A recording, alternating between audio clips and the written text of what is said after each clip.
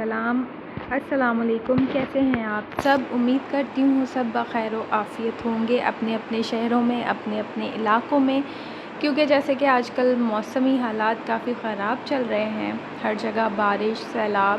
اللہ تعالیٰ سب کو اپنے حفظ و امان میں رکھے، ہمارے ملک پاکستان کو بھی، اور امید کرتی ہوں آپ سب بھی اپنے اپنے گھروں میں، اپنے اپنے شہروں میں بخیریت سے ہوں گے۔ تو جی، سب سے پہلے ویلکم ٹو الاف نورز آفیشیل پیج، اور don't forget to subscribe and like. اگر آپ کو میرا کام پسند آ رہا ہے، میری لکھائی پسند آ رہی ہے، میرا ناول پسند آ رہا ہے، تو لازمی کامنٹ ضرور کیجیے گا۔ چلیں جی، بڑھتے ہیں آج کی ایپیسوڈ نمبر 2 کی طرف، سر المسیر کی، اور یہ ایپیسوڈ بھی بہت اچھی ہونے والی ہے، اور آگے کی ایپیسوڈز بھی بہت زبردست آنے والی ہیں۔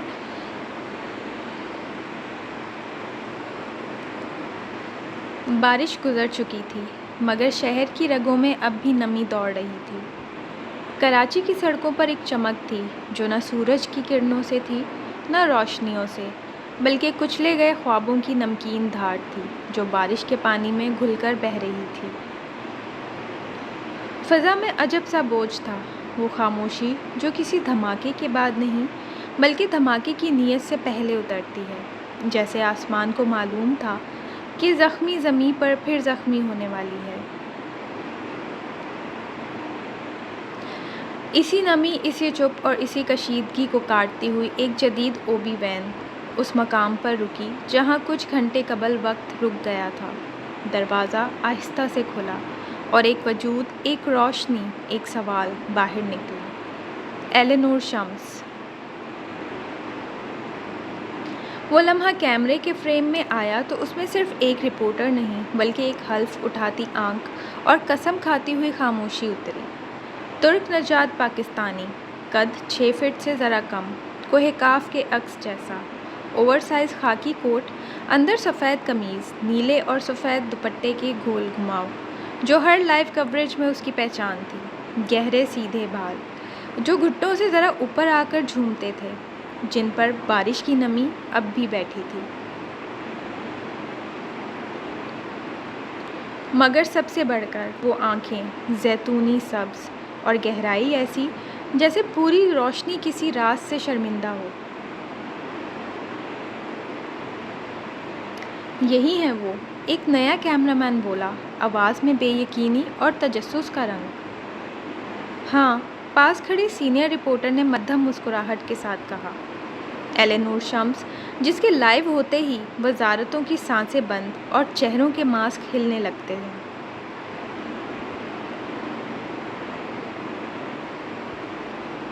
ایلینور نے ایک بار آسمان کی جانب دیکھا، بادلوں میں وہی سیاہ سائے، جیسے کچھ چھپایا جا رہا ہو۔ اس نے مائک اٹھایا، سگنل کا اشارہ ملا، اور وہ دھیرے دھیرے ملبے کی طرف بڑھنے لگی، کیمرہ اس کے پیچھے پیچھے، قدموں کی چاپ کی طرح۔ دھماکے کی جگہ خون کے دھبے، پگھلی ہوئی سڑک، بکھری کرچیاں، راکھ ہوئے خواب، جلے پوسٹرز اور ایک پرانا بینر جس پر لفظ تبدیلی آدھا رہ گیا تھا۔ اور وہ رکی۔ لائیو سگنل آن ہو چکا تھا، مائک ہونٹوں سے لگا، اور ایک آواز شہر کے ضمیر کو چھو گئی: میں، ایلینور شمس، کراچی کے زخمی دل سے براہ راست، جہاں بارش گزر چکی ہے مگر انسانیت اب بھی خون کے آنسو رو رہی ہے۔ یہ دھماکہ صرف گونج نہیں، یہ شہر کے وقار پر ایک بے آواز تھپڑ تھا۔ سوال یہ ہے، کون ہے وہ جو اس گونج کے پیچھے خاموشی سے مسکرا رہا ہے؟ ہم تلاش کریں گے، ہم بے نقاب کریں گے، اور ہم رکیں گے نہیں۔ کیمرہ آہستہ آہستہ اس کے چہرے پر زوم کرتا گیا، اور وہ جھکی۔ زمین پر ایک چیز پڑی تھی، جلا ہوا موبائل۔ ایلینور نے اسے آہستگی سے اٹھایا۔ ایک لمحے کو اس کے چہرے پر وہی زخم ابھر آیا جو شاید کسی یاد کے دھوئیں سے جڑا تھا۔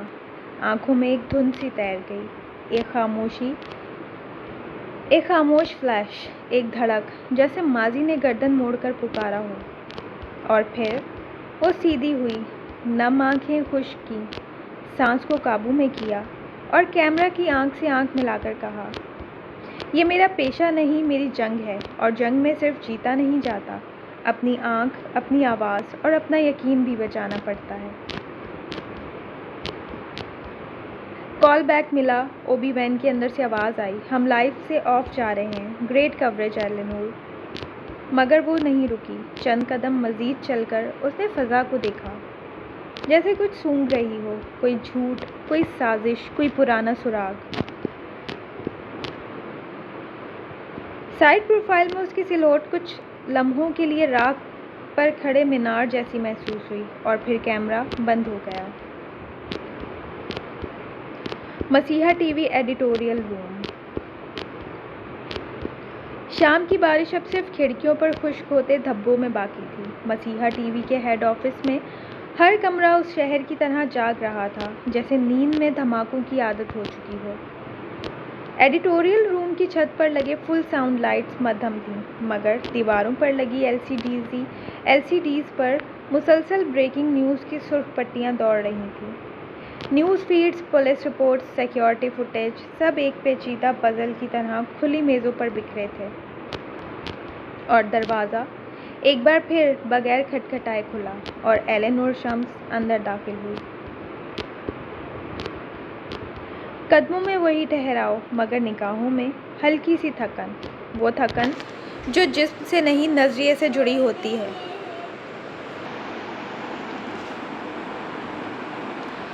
سفید شرٹ کے اوپر اب صرف دوپٹہ تھا، خاکی کوٹ اس نے بازو پر ڈال رکھا تھا، اور ہاتھ میں وہی جلا ہوا موبائل، جیسے یہ کسی لاش کا جسمانی ثبوت ہو۔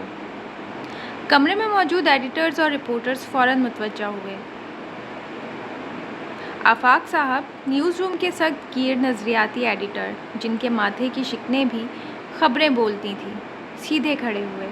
شمس، تم نے لائیو میں آگ لگا دی، پورا سندھ رپورٹرز کے معیار پر بات کر رہا ہے، لیکن کیا تم یقین سے کہہ سکتی ہو کہ یہ جلا ہوا فون کسی سرے کی طرف اشارہ ہے؟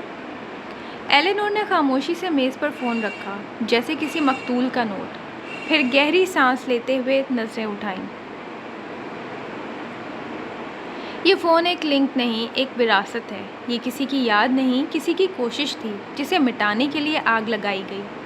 مجھے معلوم نہیں وہ کون تھا، مگر مجھے یہ معلوم ہے، اس فون کا تعلق اس دھماکے سے نہیں، اس بیانیے سے ہے جو کوئی چھپانا چاہتا ہے۔ کمرے میں ایک پل کو سناٹا چھا گیا۔ ایک نوجوان رپورٹر آہستہ سے بولا، کیا یہ اتفاق ہو سکتا ہے؟ کوئی پرانا ڈیوائس، بس کسی رینڈم متاثرہ کا۔ ایلینور نے نظریں جما کر اسے دیکھا۔ اتفاق وہ ہوتا ہے جو دو بار ہو، یہ وہ لنک ہے جو کسی نے ماضی میں جلایا مگر خاک میں بھی نشانی چھوڑ دی۔ کسی نے چاہا کہ یہ نہ ملے، اور یہی بات اسے خاص بناتی ہے۔ آفاق صاحب کرسی پر بیٹھتے ہوئے دھیرے سے بولے، تم کیا چاہتی ہو شمس؟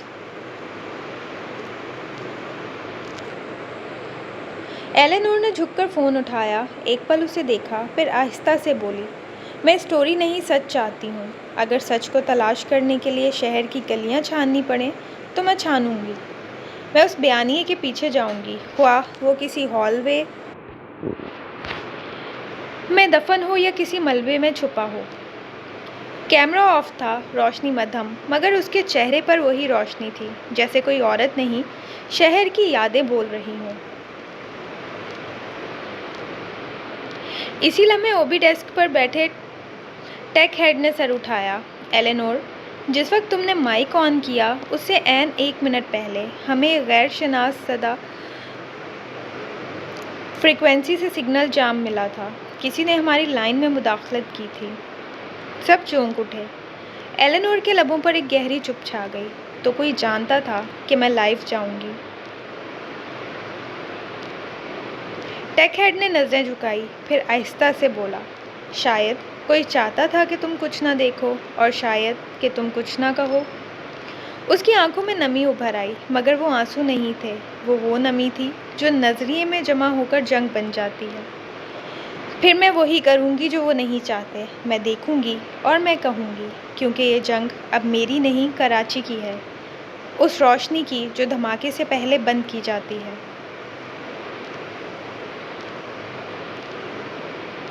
سول ہسپتال کراچی، بارش کے بعد کا ہنگامہ۔ بارش تھم چکی تھی، لیکن فضاؤں میں نمی ابھی بھی رچی بسی تھی، جیسے سڑکوں پر پھیلے خون، زخموں اور دوا کی بوندیں فضا کو روک رکھا ہو۔ ایمرجنسی وارڈ کی روشنی سفید ضرور تھی، مگر اندر کا منظر سنسنی خیز اور گھٹن زدہ تھا۔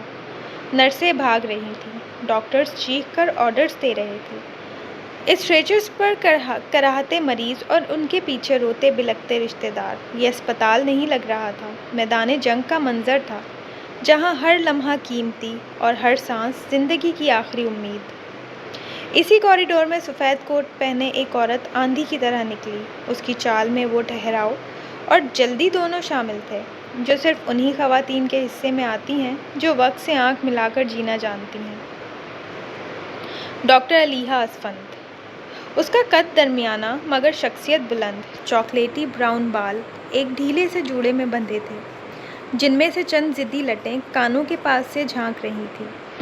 پیشانی کی دائیں طرف ہلکی سی چمک، جہاں ایک باریک پسینے کی بوندیں گویا تھکن کی گواہی دے رہی تھی، مگر وہ تھکن جو مشنری جذبے کی مٹی سے گندھی ہو، کمزوری نہیں کہلاتی۔ چہرہ گندمی، بے حد صاف اور قدرتی چمک سے روشن، گال پر پڑنے والا ڈمپل جسے قدرت نے خود اپنے ہاتھ سے نشان فخر رکھ چھوڑا ہے۔ آنکھیں گہرے بادامی، جن میں کبھی چمک، کبھی تھکن اور کبھی سوال چھپے ہوتے۔ ایمرجنسی فائلیں ہاتھ میں لیے وہ ایک نرس پر جھنجھلاتے لہجے میں بولی، نسرین، وارڈ 6 کے مریض کا IV ڈرپ 2 گھنٹے سے نہیں لگا۔ اگر دوبارہ سیپسس ہوا تو؟ مریض فائل نہیں ہوتے، انسان ہوتے ہیں، اور انسانوں کی سانسیں ہمارے ہاتھ میں ہوتی ہیں، اور تمہیں لگتا ہے تم چھوٹا سا کام کر کے بچ نکلو گی؟ نسرین شرمندگی سے نظریں چرا کر پلٹی تو ڈاکٹر علیحہ نے گہری سانس لی، سر دبایا اور جیسے لمحہ بھر کے لیے اپنی تھکن کے ساتھ ایک خاموش جنگ لڑی۔ تبھی دروازہ دھڑ سے کھلا، 2 سائے داخل ہوئے۔ ایک وردی میں ملبوس، لمبا، وجیح، بارش میں بھیگا ہوا مرد، جس کے اندر آنے سے لگ رہا تھا جیسے قانون خود چل کر اسپتال میں داخل ہو گیا ہو، اور دوسرا SI حمزہ، جو ہمیشہ اپنی باتوں سے ماحول کو ہلکا کر دینے والا شخص تھا۔ SI حمزہ دھیرے سے طنز بھری مسکراہٹ کے ساتھ، سر، دعا کریں یہ ڈاکٹر صاحبان ہمیں بے ہوش نہ کر دیں، لگ رہا ہے کمرہ عدالت میں سیدھی انٹری مار دی ہے بجائے ایمرجنسی روم کے۔ تیمور نے خشک لہجے میں کہا، حمزہ، کبھی کبھی لگتا ہے تمہیں وردی نہیں، کامیڈی شو کا بیج ملا ہے۔ سنبھل جاؤ، یہ ہسپتال ہے، اسٹیج نہیں۔ اپنی زبان ہولسٹر میں رکھا کرو، ورنہ کسی دن بے زبان کر دیے جاؤ گے۔ ACP تیمور سکندر کی آنکھوں میں رعب تھا، اس کی وردی پر چمکتا ہوا نام، بازو پر بندھی پٹی اور آنکھوں کی سنجیدہ لکیریں، جیسے وہ ہر چہرہ، ہر کیفیت، ہر جھوٹ کو دیکھ چکا ہو۔ وہ خاموشی سے وارڈ کا جائزہ لے رہا تھا کہ اچانک ڈاکٹر علیحہ کی نگاہ اس پر پڑی۔ وہ ایک لمحے کو ٹھٹکی، پھر آنکھوں کی تیزی سے پوری وردی کو پرکھا اور اپنی خاص تمکنت بھرے لہجے میں بولی، ڈاکٹر علیحہ تیز لہجے میں، ایکسکیوز می، یہ وارڈ ہے، پریڈ گراؤنڈ نہیں۔ آپ لوگ یہاں کیوں آئے ہیں؟ یہ پولیس اسٹیشن نہیں ہے، اسپتال ہے۔ SI حمزہ نے ہنسی دباتے ہوئے نظریں چرائیں، لیکن تیمور سکندر کا چہرہ سرد اور سپاٹ رہا۔ ڈاکٹر علیحہ ابرو اٹھاتے ہوئے، غیر متعلقہ افراد فوراً باہر جائیں۔ ہمارے مریضوں کو وردی نہیں، آکسیجن چاہیے۔ تیمور ٹھنڈی گہری سنجیدگی سے، کاش کچھ آکسیجن آپ کے لہجے کو بھی میسر ہوتی ڈاکٹر۔ یہ جملہ گولی کی طرح آیا اور ڈاکٹر علیحہ کی آنکھیں لمحہ بھر کو چمکی، جیسے کسی نے اس کے شعور کو چیلنج کیا ہو۔ ڈاکٹر علیحہ تیکھے لہجے میں، واہ ACP صاحب، یہاں دل بچائے جا رہے ہیں، آپ جملے برسانے آ گئے ہیں۔ تیمور بغیر مسکرائے، آپ کی زبان میں سرجیکل اسٹرائک کی صلاحیت ہے، لیکن مریضوں پر ہمدردی کی پٹی باندھنا زیادہ اہم ہے۔ حمزہ زیر لب، سر، اس وارڈ میں لفظوں کی IV ڈرپ بھی بہت اسٹرانگ ہے۔ ڈاکٹر علیحہ نے پروفائل ذرا سا دکھاتے ہوئے فائل ہاتھ میں لی، اپنا ای کارڈ درست کیا۔ Doctor Aliha Asfand, cardiology resident. نہ آپ کی وردی سے مرعوب ہوں، نہ زبان سے۔ جو کام کر رہی ہوں فرض ہے، شو آف نہیں۔ تیمور چشموں کے پیچھے چھپی گہری چمک کے ساتھ: تعارف اچھا ہے، مگر آپ بھول رہی ہیں کہ ہسپتال کا ہر راستہ قانون کی دہلیز سے گزرتا ہے۔ ڈاکٹر علیحہ گہری کاٹ سے: اور قانون اگر احساس کھو دے تو وہ سزا نہیں، صرف فائل بن جاتا ہے۔ ایک لمحے کو خاموشی چھا گئی ان دونوں کے بیچ، جیسے مکالمہ نہیں، ڈویل ہو رہا تھا۔ تیمور پھر گویا ہوا: محترمہ ڈاکٹر صاحبہ، کچھ زخمی عینی شاہدین کی گواہی درکار ہے۔ اگر آپ کی اجازت ہو تو ہم کارروائی شروع کر سکتے ہیں، بعد میں تفصیلی تعارف دے دیں گے، ٹھیک ہے؟ حمزہ نے بے ساختہ ابھرتے قہقہے کو کھانس کر دبا لیا۔ ڈاکٹر علیحہ نے کھا جانے والی نظروں سے اے سی پی تیمور کو دیکھا، پھر قدم آگے بڑھائے، پیچھے مڑے بغیر بولی: میرے ساتھ آؤ۔ مریضوں کی زبان ان کی نبض ہے اے سی پی صاحب، اور آپ کی تفتیش کا پہلا ثبوت ایک دھڑکن ہو سکتی ہے۔ تیمور نے دھیرے سے قدم بڑھائے، ہونٹوں کے کنارے پر نیم مسکراہٹ ابھری: اور قاتل اکثر وہی ہوتا ہے جو دل سنبھالتا ہے، زخم دیتا نہیں پر زخم چھپا لیتا ہے۔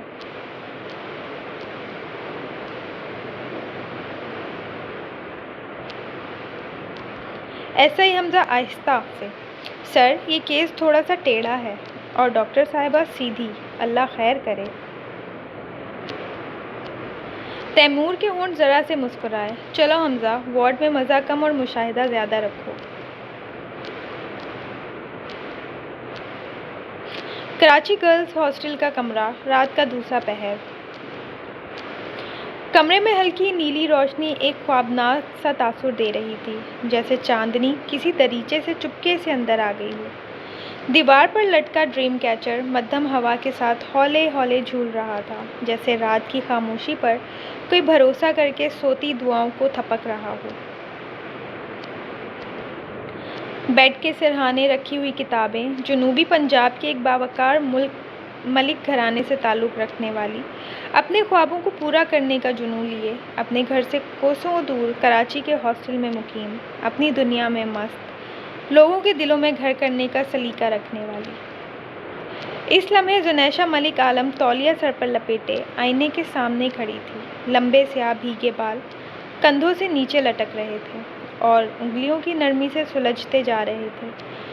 چہرہ دھلا دھلا، بے حد دلکش، بھورے سنہری نین اور تھوڑی پر بنا چھوٹا سا تل، جیسے قدرت نے اس کے پروفائل میں ایک نشان انفرادیت رکھ چھوڑا ہو۔ فون بجا۔ ویڈیو کال آ رہی تھی جس پر اشال خان کالنگ لکھا آ رہا تھا۔ زنیشہ نے چہرے پر آتی لٹ پیچھے کی اور مسکرا کر کال ریسیو کی۔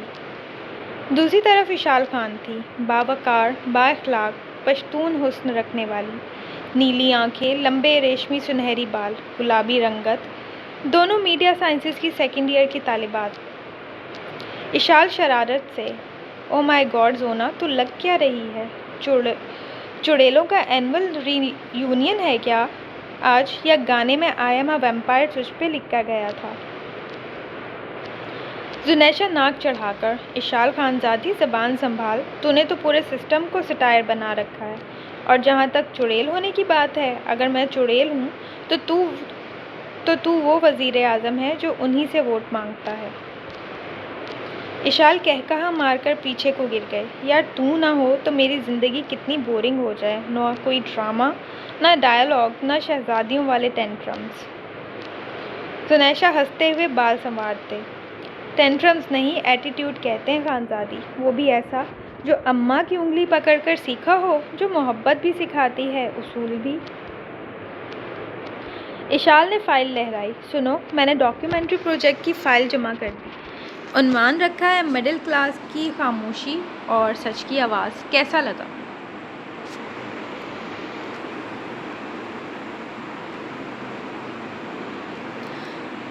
زنیشہ ہنسی ضبط کرتے ہوئے: واہ، لگتا ہے پروجیکٹ تم نے لکھا ہے اور بیک گراؤنڈ میوزک کسی مظلوم شوہر نے دیا ہے۔ اشال آنکھ مار کر، اچھا سنو، دھماکے کی وجہ سے یونیورسٹی ایک ہفتے کو بند ہے، تو مجھے آئیڈیا آیا ہے، بولو تو عرض کروں؟ زنیشا ابرو اٹھا کر، پوچھ تو ایسے رہی ہے جیسے میرے اپروول کے بغیر کوئی چول نہیں مارنی، خیر بولو۔ اشال یونی بند اور ہمیں پروجیکٹ بنانا ہے، تو موقع بھی ہے، دستور بھی۔ تم میری طرف رہنے آ جاؤ، کیسا؟ لالا بھی ہیلپ آؤٹ کر دیں گے۔ زنیشا نے اسے ایسے گھورا جیسے اس کا دماغ واقعی خراب ہو۔ واہ خانزادی، اپنا اتنا دماغ نہ چلا، میری مادہ چھتر میل تو بھی تیز ہے۔ پھر نرمی سے، اماں سے اجازت لے کر یا کڈنیپنگ کروا کر؟ اشال نے ہاتھ جوڑ دیے، تو اپنے اماں بابا کی لاڈلی، تو بات کر لے، میں حویلی کی تاریخ سے زیادہ تیری ہاں کی منتظر ہوں۔ زنیشا نے آئینے میں خود کو دیکھا، آنکھیں چمکی مگر چہرہ سنجیدہ رہا۔ ٹھیک ہے، میں اماں سے بات کرتی ہوں، پر وعدہ کر وہاں چائے اسٹرانگ ہوگی اور کہانیاں ریئل۔ اشال مسکرا کر، اور تو وعدہ کر ایٹیٹیوڈ بس تھوڑا ڈائلیوٹ کرے گی، ورنہ میں تجھے سیاسی شعور کے بجائے رومانوی شاعری میں پھنسا دوں گی۔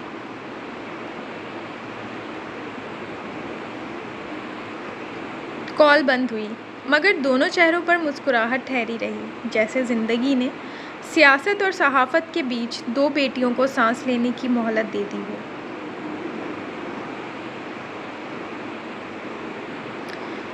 ملک حویلی، روایت، وقار، خاندانی عظمت۔ جنوبی پنجاب کے دل میں کچے راستے کے اختتام پر برگد اور نیم کے درختوں میں گھری پرشکوہ قدیم عمارت ملک حویلی۔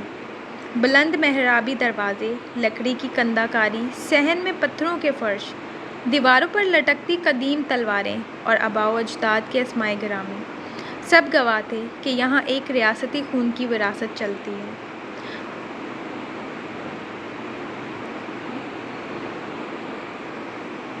اندر دو منزلہ کمرے، کھڑکیوں سے آتی ملتانی خوشبو، اور لاؤنج کے وسط میں لٹکتا عظیم فانوس، یہ سب گویا اس عظمت کی یادگار تھے جو ملک عالم نواز اور ان کے خاندان کا ترہ امتیاز تھی۔ ملک صاحب شملہ دار پگ، کالی واسکٹ اور روب نگاہ، حلیمہ بی بی سفید دوپٹہ لیے، نرم لہجے مگر فولادی کردار کی مالک۔ فون بجتا ہے، خدمت گزار لڑکی دوڑتی آتی ہے۔ بی بی جی، زنیشا آپی دی کال آئی ہے۔ صحن میں بہار سی آ گئی، حلیمہ بی بی لپک کر اٹھی، ملک صاحب کی آنکھوں میں نرم چمک۔ زنیشا، السلام علیکم اماں۔ میں خیر سے ہوں، بابا کیسے ہیں؟ شہر کے حالات کے باعث یونی بند ہے، میں سیدھی ہاسٹل آ گئی تھی، اس لیے فون لیٹ کیا۔ حلیمہ بی بی، محبت بھری آواز، او میری پتری، تیری آواز سن کے دل نو قرار آیا، رب دا شکر ہے تو خیریت نال ہے۔ ملک صاحب فخر سے، پتری تیری آواز ساڈی زندگی ہے، تو ساڈی غیرت، سلامت رہے، تیرے سر دا دوپٹہ ہمیشہ عزت نال لہراندا رہے۔ پس منظر میں بڑی چاچی کی سرد آواز، خیر نال ہے تے چنگا ہے، پر کلی کڑی نو شہر بھیج دینا اج کل دے زمانے وچ سمجھداری نہیں۔ حلیمہ بی بی وقار سے، او ساڈی اکلوتی دھی ہے، او دے تے ساڈی تربیت دا سایہ ہے۔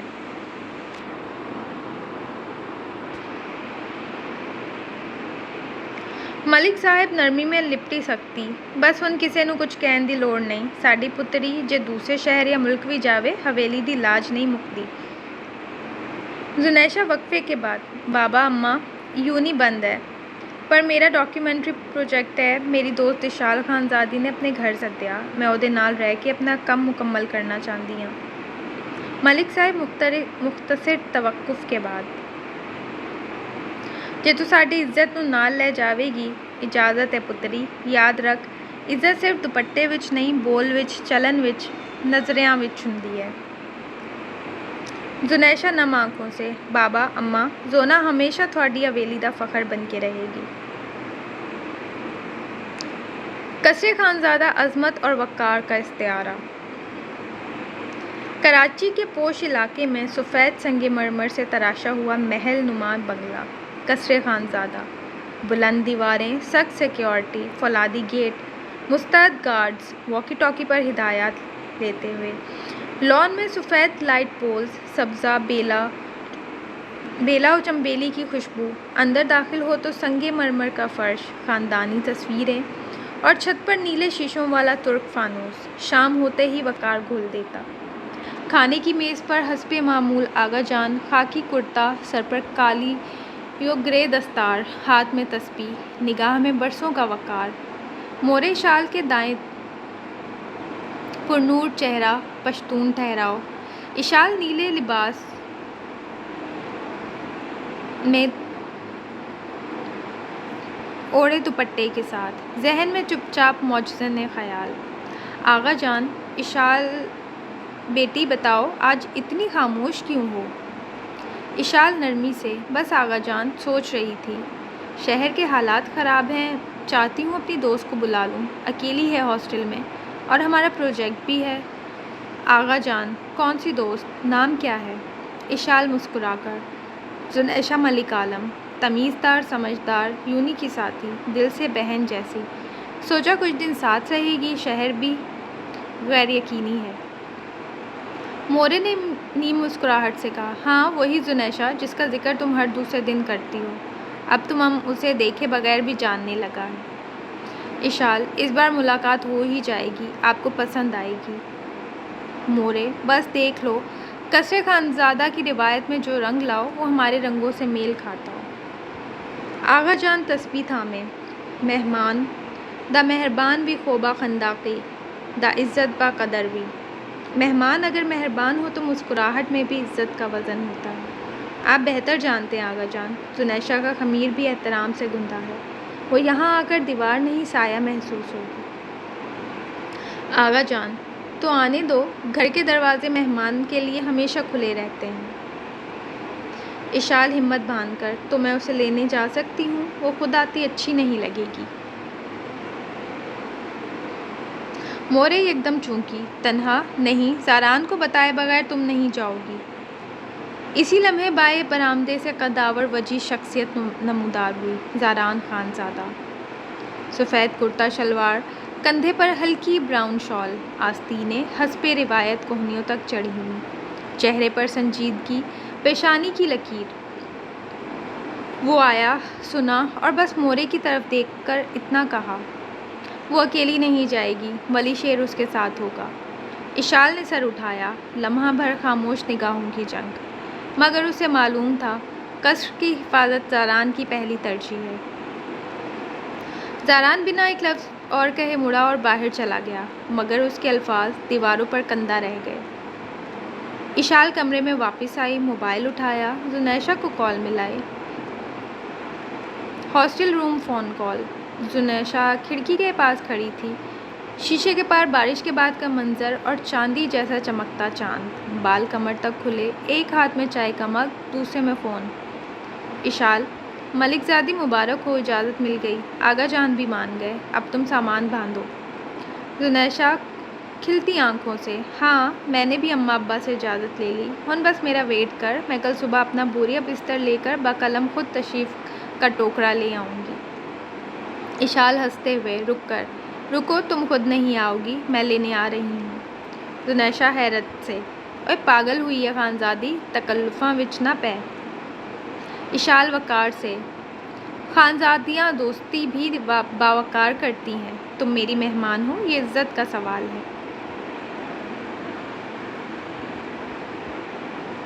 قصر خانزادہ کے باہر پہلا لمحہ، پہلی نظر، فولادی گیٹ کے باہر موسم ساکت تھا، سفید دیواروں پر دھوپ کی سنہری زر، لمبی اوٹ میں کھڑی سیاہ لینڈ کروزر آسمان کا عکس لیے، سیکیورٹی اہلکار مؤدب مگر چوکس۔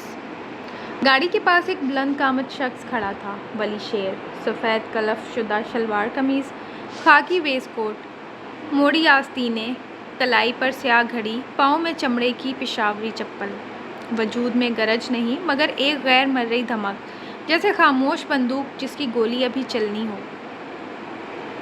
وہ کچھ نہیں کہہ رہا تھا، بس کھڑا تھا، جیسے محافظ نہیں، کسی ان کہی داستان کا پہلا صفحہ ہو۔